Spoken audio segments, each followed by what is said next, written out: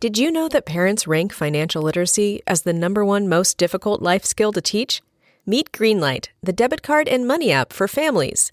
With Greenlight, you can send money to kids quickly, set up chores, automate allowance, and keep an eye on your kids' spending with real-time notifications. Kids learn to earn, save, and spend wisely, and parents can rest easy knowing their kids are learning about money with guardrails in place. Try Greenlight risk-free today at greenlight.com/Wondery.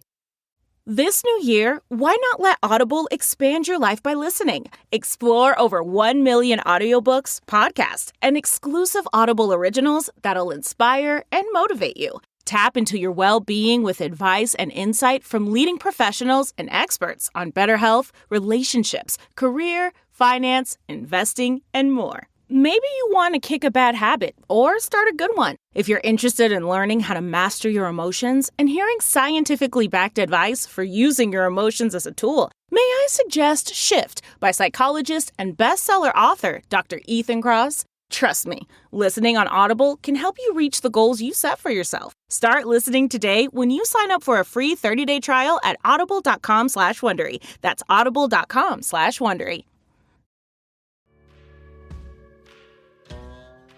I'm Alice. And I'm Brett.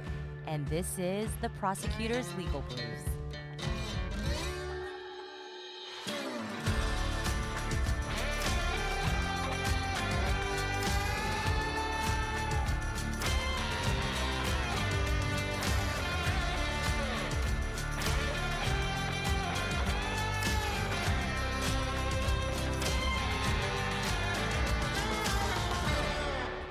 Welcome back to the Prosecutor's Legal Briefs. I'm your host, Alice, and I'm joined, as always, by my killer co-host, Brett. You know, we've been doing this true crime podcast, a couple of them, for a while. Killer.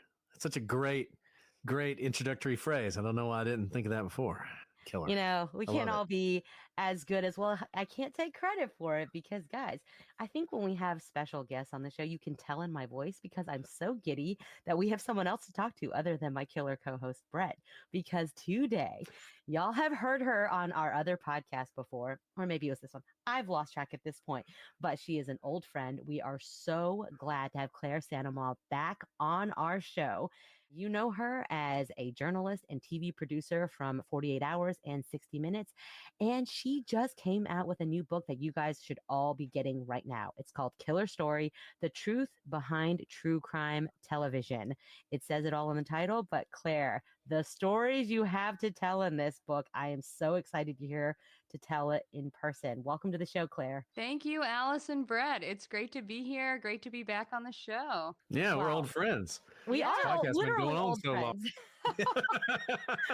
You talked to us when we were really just peons. I think like 10 people listened and 9 of them were our family members. So we are so glad to have you back with hopefully a slightly bigger audience this time. Well, I mean, let's go ahead and jump back in because first of all, you are incredibly prolific.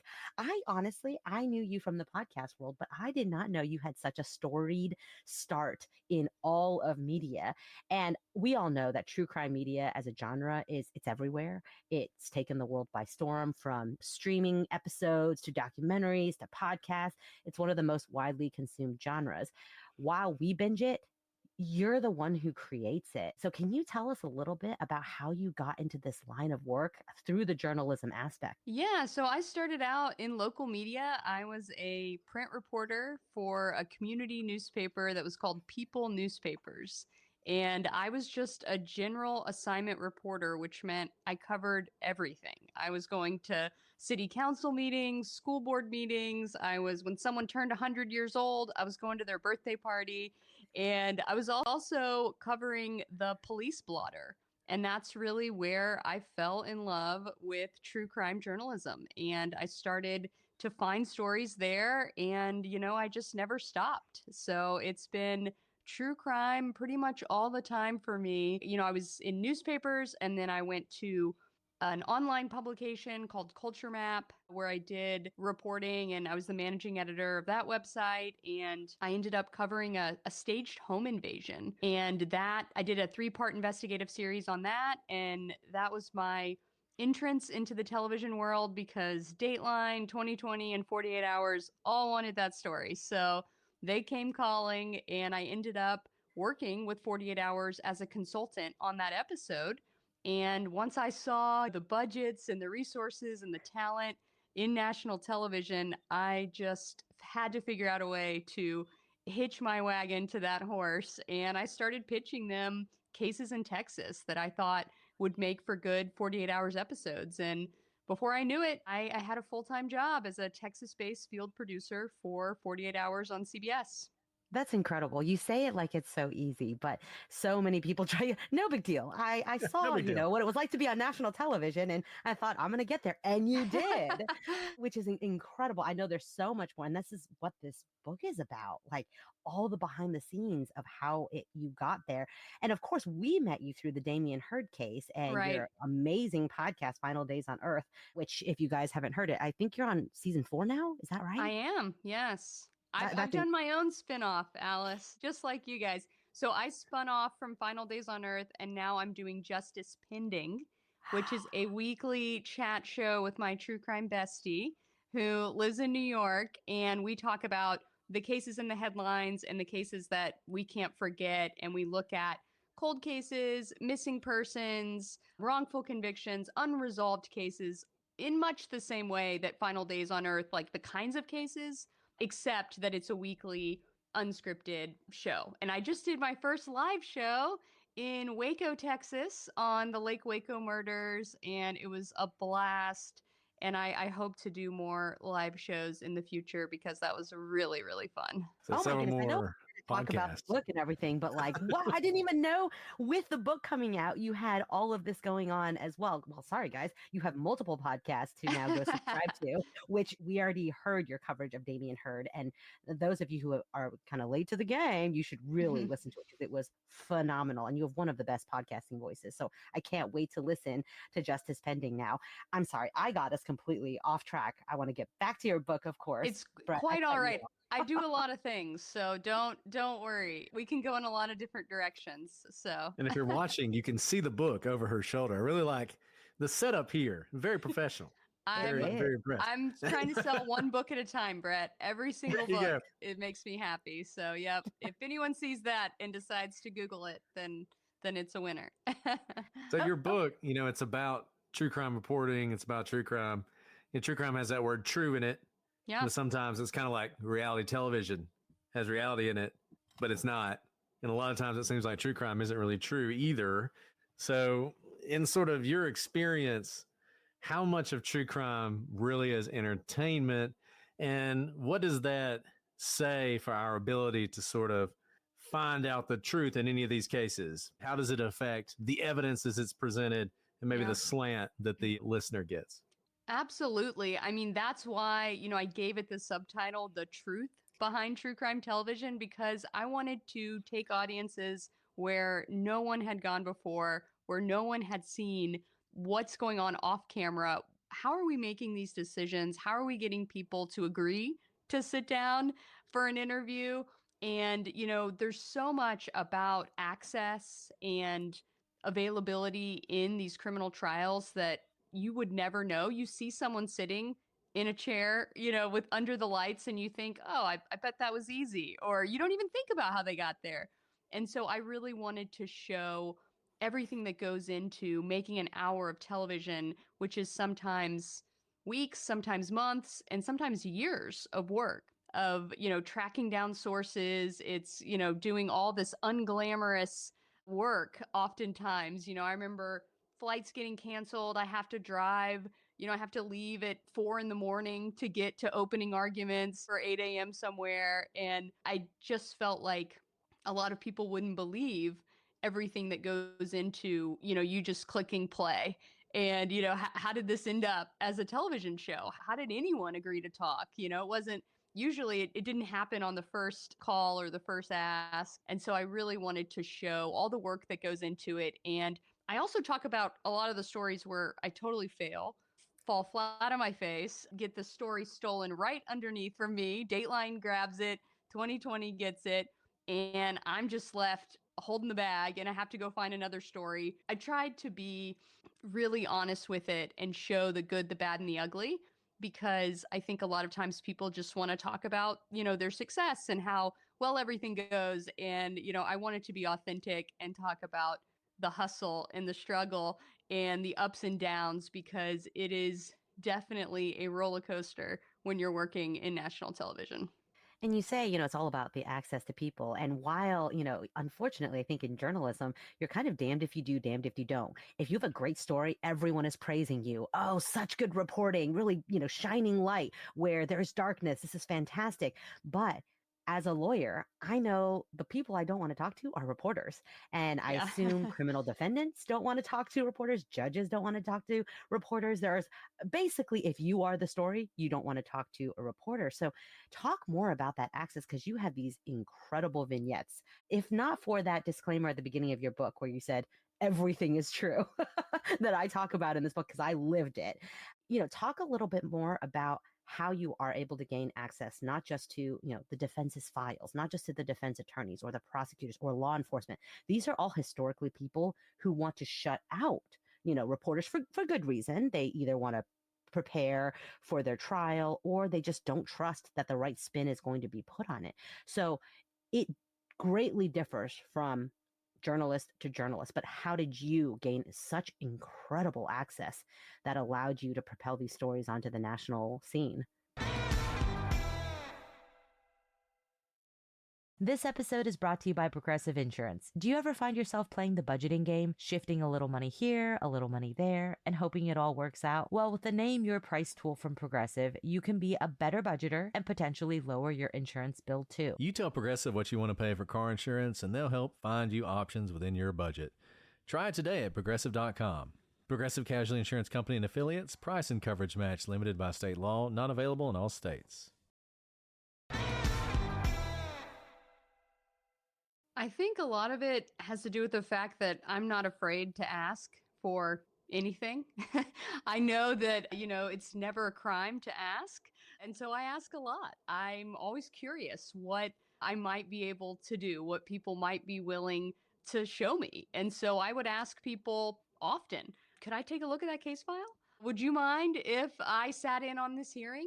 Could I meet your client? Could we talk, off camera, off the record? Could we go to dinner? I mean, I had a long list of things that I was prepared to ask for, because it was all about like baby steps. So I didn't, walk in the door and be like, can I take a look at the evidence? It was, hey, you have a really interesting job and you've covered so many great cases. Could we go to lunch sometime and talk about the best cases you've ever been on, or, the most interesting case, the most challenging case? And so I really tried to work, the angle of building interest and really wanting to find out what was the most interesting piece of information that this person could share about the case and about themselves. And so I had a huge benefit in that working in national television. I didn't have daily deadlines like local news, has. I didn't need to get something on at 5 o'clock and 10 o'clock. And, I didn't even have weekly deadlines for the most part. So I could put in a lot of time, and I lived in Texas. So most of my cases were in Texas. And so I could show up. I mean, there were times when people wouldn't answer my phone calls or my emails, and I would just show up in their lobby and, have a business card. I'd pick up, a couple coffees from Starbucks, and I'd be like, hey, I'm, here to see this attorney. Do you have an appointment? No, but I do have this hot latte, and I'm here, just whenever they can squeeze me in. And sometimes that worked and sometimes it didn't. But most of the time, I could wear them down, and I could sit there. They wouldn't want that coffee to get cold. I could sit there long enough and, they'd come out and talk with me, sometimes just in the lobby. I even had some attorneys that were like, well, I wondered how long you were going to sit in here. And, I'm now leaving for the day. And so, let's talk as we walk to my car. And so all those little wins, added up for me. And I just tried to be, the reporter that was available to talk whenever it was convenient for them, and that was really interested in what they did for a living and what their role was in the case. So you mentioned deadlines and how you didn't have the weekly or the daily deadline, but obviously there's still a lot of pressure to produce. And I think Yeah. that sort of comes through. Alice and I did 2020, and we were talking to the people who were doing the show, and they were talking about how, they were going from us and then they were traveling to Mexico and Yep. then they had to go somewhere else because a show has to come out, right, at some point. So how do you deal with that pressure to produce, and how do you prevent yourself from sort of cutting corners and maybe taking the easy way to get a story instead of the best story? Yeah, it definitely was challenging, like trying to juggle all the stories. And I know that I talk about that in the book, how I'm like having trouble holding them all in my head because I would go from one trial to the next. And, there's all different names, all different players. So, I mean, I really treated it almost like I was cramming for an exam. I mean, I'd make note cards. I would, be up studying the names of the key players and details of the cases so that I could be prepared to switch gears and have to, suddenly start making calls and taking meetings on a different case. And, I really tried to live by my calendar and make sure like nothing was slipping off and that I was following up with people. I have many to-do lists that I keep daily, weekly, monthly, like long-term to-do lists. Like this is what I'm going to accomplish this spring. And so that really helped to check in with all these different cases and people because it's a balancing act. And, you know, understandably, people will get very offended if you've been talking to them about this case and you've, been so sincere and urgent, and then suddenly you get put on another story and you're not talking to them anymore. And I really tried to keep like the human element of it and be like, that was a really hard thing for them to talk to me about this murder in their family. And even though I just got assigned to a new story, like I should still check back in with them because we had this connection and we talked about doing this story and like now they don't know what's going on. And so I tried to just keep up with people, especially victims' families, and let them know that, even if we're not filming right now, even if we don't have an air date or we don't have we don't know when we're coming to town next, like I haven't forgotten about this story. I'm still looking into it. I'm going to make it work, and sometimes I would follow up with people for years before we could get the story on the air. But I tried to find ways to, stay engaged with them and let them know that we hadn't forgotten about their story. And that was really just like those extra texts, phone calls, emails. It seemed to really make a difference. And that's so important. I mean, I think that's why you've been so successful is especially victims' families often feel lost in the justice system. And so to be Yeah. heard by the media, I think is immense. And oftentimes that's the only place that they really can have a voice because, when you look at it's usually a state versus the defendant. The family's names are not in there. And so I think you're able to give them such an incredible voice. And I'm sure that was taxing on you to have to hear these really heart-wrenching stories day in and day out. And so I want to get, you're so incredibly organized. I'm like getting a little bit nervous. I'm like, man, I couldn't keep up with all of these cases, these flashcards, like you're saying. But one of the things you talk about, in addition to being absolutely whip sharp on all of the facts of your case, you have principles, of course, that you have to abide by, because of being a journalist, but also in the way that you approached these cases. One of them did make me kind of chuckle because it's not what you think. Most people are thinking, okay, the Hippocratic Oath type of thing, do no harm, whatever. But you start off with a very honest principle of journalism, which is you don't have to identify yourself affirmatively that you are with the media unless someone asks you directly. You don't lie, but doesn't mean you wave a big flag that tells everybody I'm the press, act differently around me. And that made me chuckle because it was such an honest view into what it is to be the media. I bet, especially with the cases that you're covering, with true crime, with real people's lives enmeshed in it, there must have been many times where boundaries got blurred. How much do you insert yourself? How much are you just a bystander watching when you have real people's lives on the line? Can you talk a little bit about how you found that line for yourself and, Yeah. what that looked like over time? So it was definitely a balancing act. And I remember, like, in one case in particular, there was a missing woman, and we were, I'd been talking to the family, and she'd gone missing in this hurricane, and they were really concerned about what might have happened to her and just trying to get the word out that she was missing. And so, we were helping them like in those early days, like distribute their flyers, like on, CBS news channels and things like that. And so I had really felt close to the family, and I was hoping, like they were, that it was going to have a happy ending, that they were going to find, their loved one and she was going to come home.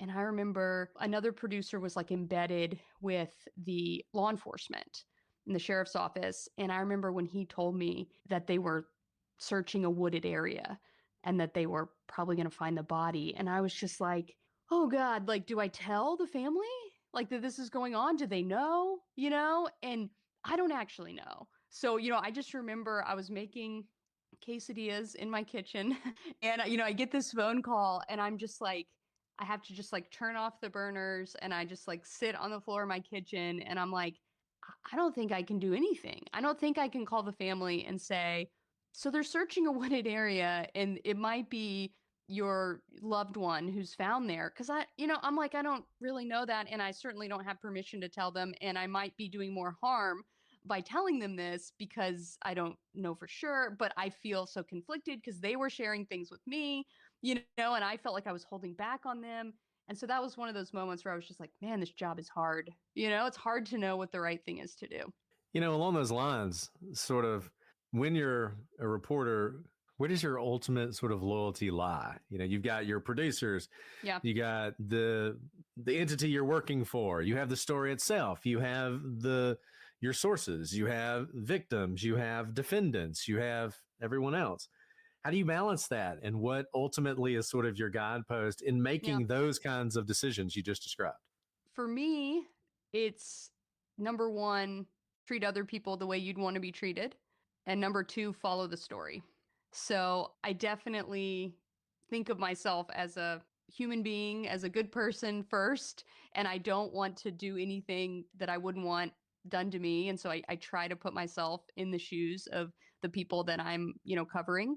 And then I'm following that story. And I mean, I have followed stories, as you know, from the book that have damn near gotten me fired at every job that I've ever had. I still can't believe I haven't been fired. Yeah, or arrested. I still can't believe I haven't been fired or arrested. I think dodged a couple of bullets there, but by quitting, I sort of jumped the gun, got ahead of them. But yeah, I've done things because I believed in the story, because I knew that it was worth telling. And I've always believed that, I can get another job, but this story has to be told. And so that whenever, I don't feel like that about every single story, but whenever I get that, sense, that intuition that this is a really big story, then suddenly my loyalty to whoever my employer is secondary, because I'm convinced that the story is going to be worth it in the end. I mean, you really have covered some of the largest stories, but when you say follow the story, it's easy for us looking hindsight and say, of course, that was a huge story. It became, a 2020 episode, a Dateline episode. But when you're in the midst of it and no one has covered it and you are quite literally uncovering the story as it's going, you don't know for a fact that it will be this massive story. So having done this successfully for, more than a decade, what are some things, what causes that thing to go off, your intuition and say, I got to go after this one. This one is a good trail. What are some things, and I'm sure it's different for every case, but I'm sure people would love to hear what sets off your intuition. Yeah. So I call people characters because that's what we do in television. Anyone who appears, on TV doesn't work for the network as a character. And so I don't mean any disrespect when I say that, but I look for great characters. Whenever I'm trying to find a story, I look for the victim's dad that, I just want to sit there and have coffee with. I look for the sister that's hard-nosed, that, is like, could be a private investigator. I look for these kinds of people that I know are unique and have this incredible drive, and sometimes that's, a law enforcement officer. Sometimes that's an attorney. Sometimes, it's the suspect themselves, and so I feel like the heart of a story are the people, involved. And so I really look at those people to see, if I think they have that sort of staying power. And then the story itself, how many twists and turns are there? Am I asking, more and more questions. Whenever I start to tell this story, does my mind just kind of leap off in other directions? And then I know, like, okay, this has legs. Like, we can go here. We can go in a couple different directions, and that's going to sustain an audience for, at least an hour. So you kind of just answered my next question, but I'm going to ask it anyway, because there might be a little bit of a twist on it. So I feel like people who are involved in true crime cases, victims advocates, they are recognizing more and more the power of media to solve cases. So when we go to places like CrimeCon, there are people there who are victims representatives, families of victims, families of people who claim to be wrongly convicted. And they're coming up to us and they're giving us information and all this other stuff because they want their story covered. What would you say to folks out there who are in that position, who have a case they would like to see solved, justice they'd like to see done, but they're not getting the coverage they think they need? What is your advice to those folks? So my advice, honestly, is to raise the money and buy a billboard, because that will get the media's attention.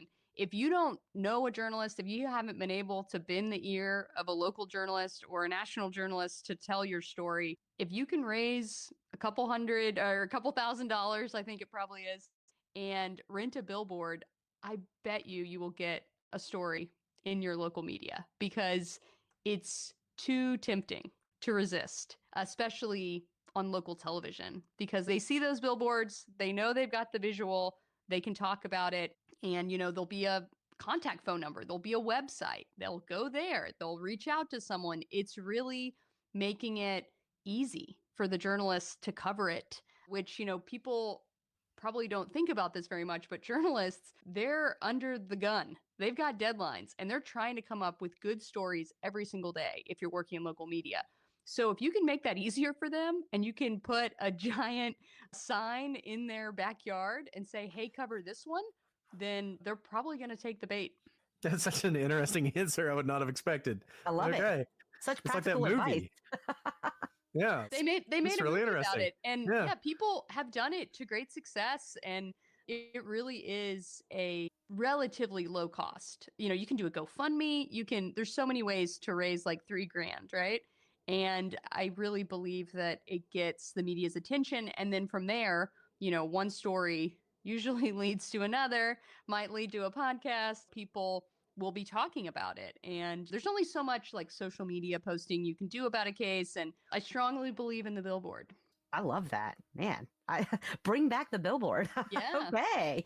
Well, there's like, great practical life lessons here by Claire. Okay. So you've hinted about this, and, you're going to have to buy the book if you want to hear all the crazy stories that Claire lived through. And they're only crazy now in hindsight. I can't imagine. You must be like the bravest person ever, because, okay, I'm not giving away too much because this comes at the beginning of your book, but there's this vignette, and you had me rolling laughing when you told this vignette, but you're sitting in a county courtroom and you're live blogging your first like true crime case, and the judge takes a recess and comes back and is like livid and says, show yourself.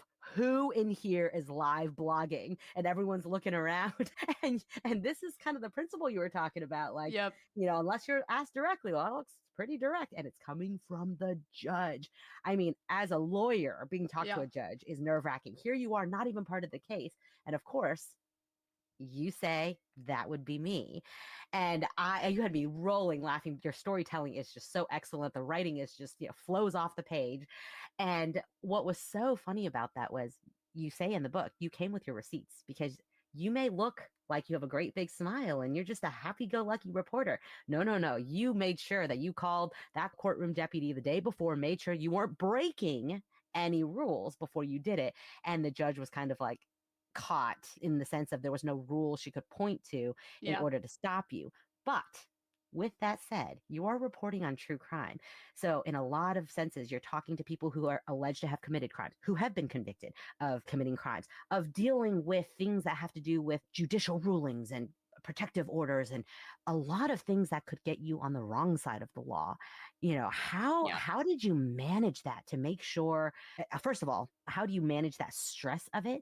And what do you do when you find yourself incredibly enmeshed in the judicial system of the true crime case that you are covering?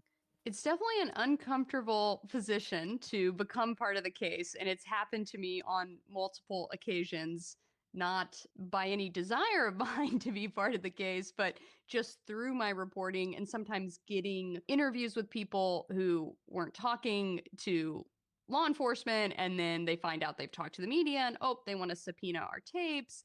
And so there were definitely quite a few of those moments where I just couldn't believe the trouble that I was in and the situation that I was in. I've written, gosh, what are they called? Memos to file.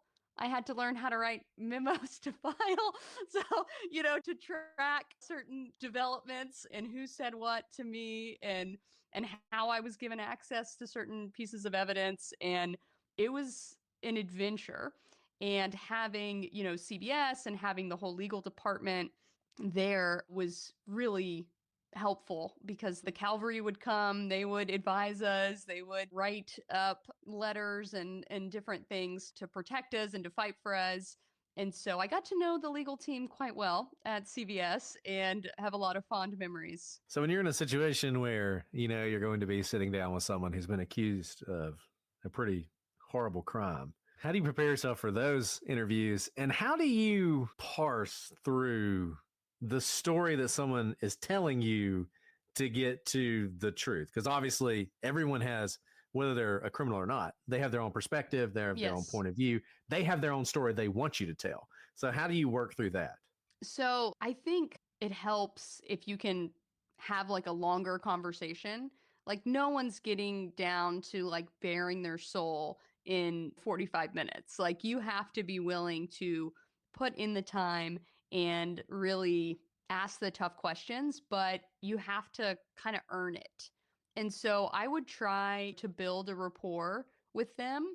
It wasn't always easy, especially when you're talking to people convicted of terrible crimes. And I don't really want to humanize them in a lot of ways. And it feels icky to do that. But I know that once upon a time, they started out this world just like I did.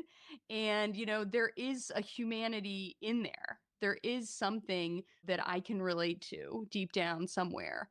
And so I would try to find that. And I would have a list of questions of things I could say and responses where I wouldn't feel like I was like betraying myself. Like I didn't want to be overly sympathetic to them. I didn't want to lie about like how I felt about their situation, but I also wasn't there to like chastise them. I wasn't, the judge and the jury. So it was something that I gave, a great deal of thought to. And I tried to think of things I could say to extend some kind of kindness to them, as well as try to get to the truth of what happened. And I always felt like when I was doing these jailhouse interviews or prison interviews, I felt like they were trying to put on this act for me, the best version that they could be, a total facade. It never felt like I really got into anything that was truly authentic or real. And that was frustrating to feel like they were just trying to play me.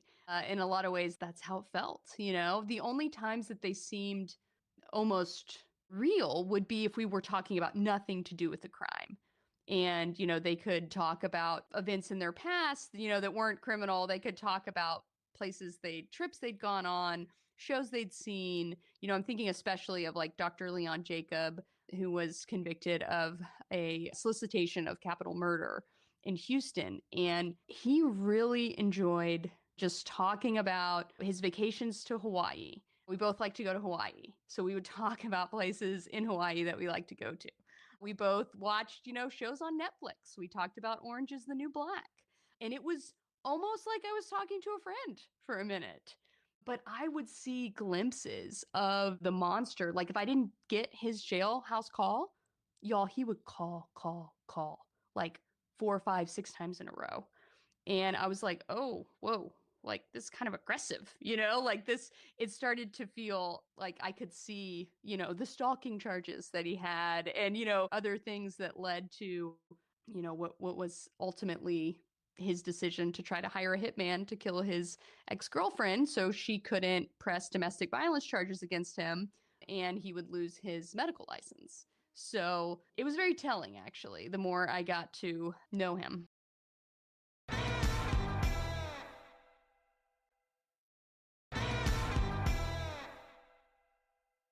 I mean, just to have enough emotional capacity to be able to, like you said, see the human side of these oftentimes convicted criminal defendants to holding space at the same time for speaking with the victims' families is Yeah. a spectrum of emotional capability that I don't think I have. So I'm really glad there are people in your role. You've kind of talked about this too, but I'm just wondering, with all of these different cases that you've covered and now in the podcast world as well, is there a particular case that was particularly meaningful to you to cover or that has stuck with you after all these years? So the unsolved murder of Jennifer Harris is one of those stories that I just hope and pray that we can get some resolution in. It's a Mother's Day murder. And it just every year when Mother's Day comes around, I think about this case and I think about the family and the answers that they're looking for. Jennifer Harris was 28 years old. She was pregnant and she went missing on Mother's Day weekend. And her body was found in the Red River a week later. And, it was just horrific. And the case has had a lot of challenges. As you know, as prosecutors, when a body is found in water, it washes away a lot of evidence. And she was in a fast moving river for a week. And she had been, stripped naked before she was put into the water. So there was just very little evidence to go on. And to this day, they don't believe they have any DNA evidence. They have a lot of circumstantial evidence. I would actually love for y'all to take a look at this case. I have the whole case file. I have all the interviews.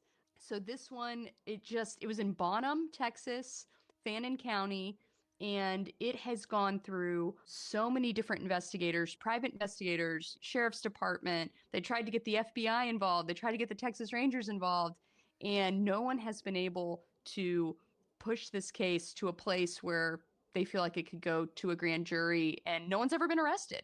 In talking to the private investigator who was a former Fannin County Sheriff's deputy, he has a really strong circumstantial case that he believes after, what it will be, 23 years this year, why not shoot your shot? Like, that's kind of where he's at. He's like, I don't think this DNA evidence is going to walk in the door anytime soon. And what we have is a really strong circumstantial case, and we actually have a body. I mean, I've gone to trials in Texas where they don't even have the body, and they charge someone with kidnapping, right? And then, years later, they're digging a construction site and they find remains, and, then there's the body, but they didn't wait. They actually went to trial. So the fact that there is a body, it does tell a story. She was taken unnaturally from this life. We know that she did not jump into the river because there's no water in her lungs. We know that she was incapacitated on shore. Based on where her body ended up, there's all sorts of evidence that, she was dropped off this boat ramp because of the tides and, how far she floated. That's really within a reasonable distance of her to have been dropped off. And so there really is like a pretty good little timeline going. And I would just love to see this case go to a grand jury. I think it deserves its stay in court. And if it doesn't go any farther than that, then, so be it. But the fact that this circumstantial case has never been put together for the people of Fannin County to decide one way or the other, I feel like is a miscarriage of justice. Wow. We didn't prep her for any of these questions, guys. So when she says that she has these flashcards and she studies these cases, you can see why she's been so successful. Yeah, I would love to look into this case. And just like with the Damien Hurd case, hopefully maybe we can cover it and then you can come back on the case.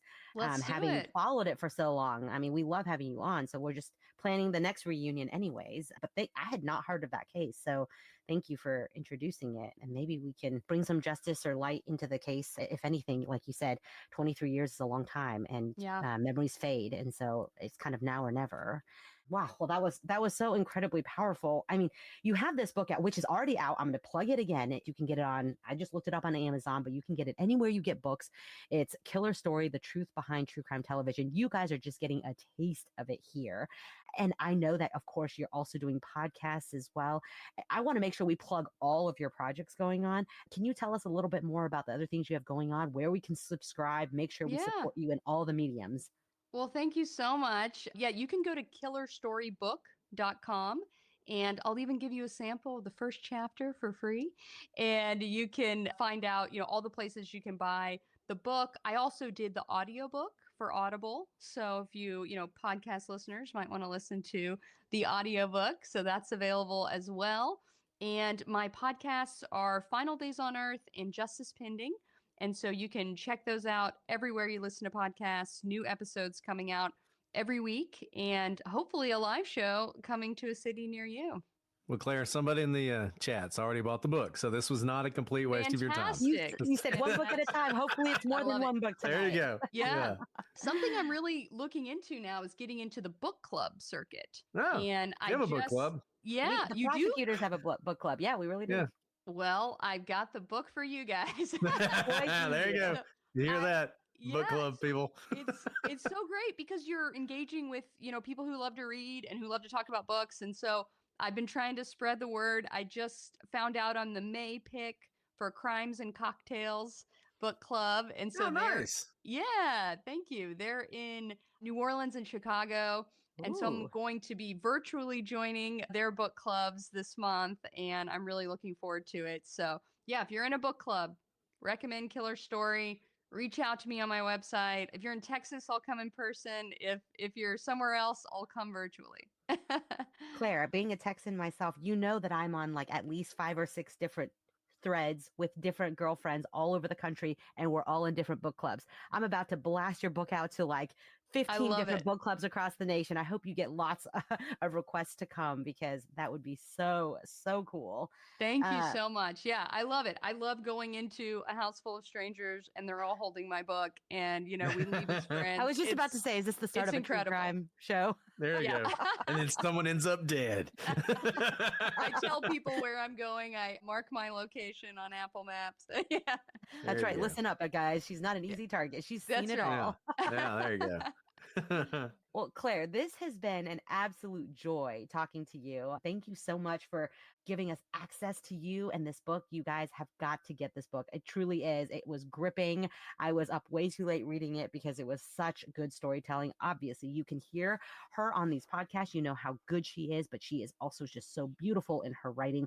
Killer Story, The Truth Behind True Crime Television. Also, subscribe to her podcast, Justice Pending and Final Days on Earth. And I am just blown away by your prolificness. Brett, is there anything else you want to say to Claire, before she comes back for the Jennifer Harris case? Yeah, I was about to say, Claire, send us all those files. We'll get on it. And thanks for everything you do. And thanks for doing it the right way and keeping the people who matter really always in focus. That's important, and you do it. So. Well, I appreciate that. Thank you so much. I'm so glad to be back on the show and to be a friend of the show. And yeah, here's to many more. Here's to many more. Well, Claire, you are an old friend, so you're going to be part of our sign off. Before we sign off, Claire, are there any parting words you have besides go buy the book, make sure you go invite her to your book club, and subscribe to all your podcasts? Anything else? Man, I usually sign my books with Be Brave. And you mentioned that earlier because if I hadn't been brave, this book wouldn't exist. And so that's just my encouragement to everyone out there to be brave and to chase their dreams and go for what they want.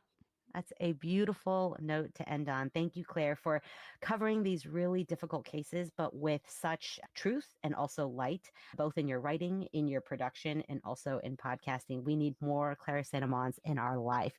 So with that, and until next time, I'm Alice. And I'm Brett.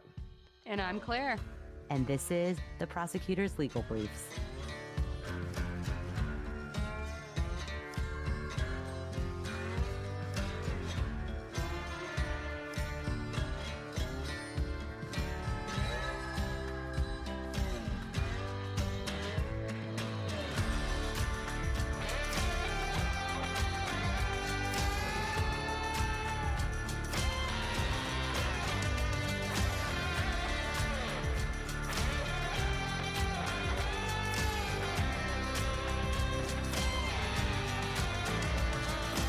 Thanks, Claire. Yay! Thanks, Claire. Fantastic. Fantastic. And I love the cover. Whoever designed the cover. Cover's amazing. Oh, so good. It's My so good. publisher gets all the credit for that. I said I wanted a single striking image and something like true crime or TV related. And yeah, they totally, they gave me like 5 book covers, and I was just like, boom, straight to that one. Yeah. That is. Are you going to be at CrimeCon? Because some people in the chat I can see are asking if they can get an autographed copy. Yes, I would. I plan on being at CrimeCon. There you go.